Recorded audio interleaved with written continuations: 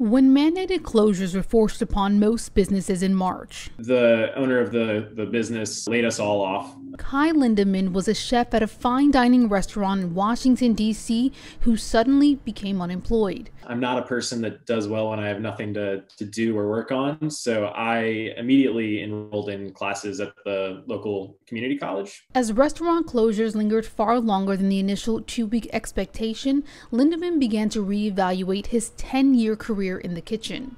At this stage in my life, I was starting to think, what does the future look like? Am I going to find myself 40, 50 years old, still working in the restaurant industry, working these insane hours? And would that be wise, given the volatility of the industry?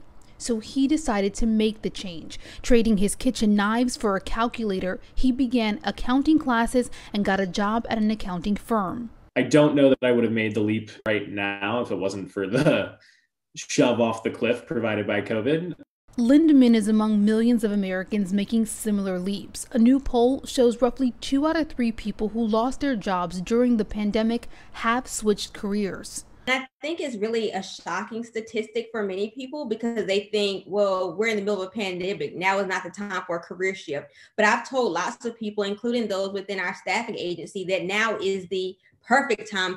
As the CEO of the staffing agency Black Girl Group, Stephanie Caudle is helping many get back into the workforce by making a new career shift. Now is the time for, the millions of Americans out there who, for whatever reason, feel like they had settled for jobs that maybe they didn't necessarily like, really start embracing the things that they really do want to do. Like with Lindemann, she is seeing the most successful transitions into the finance industry, into paralegal work, and the tech sector, especially transitions into computer coding for people who have little to no experience. But it is worth noting, not everyone is able to make this switch, especially many of the people Lindemann worked side by side with in the kitchen. There are so many immigrants, documented or otherwise, that it just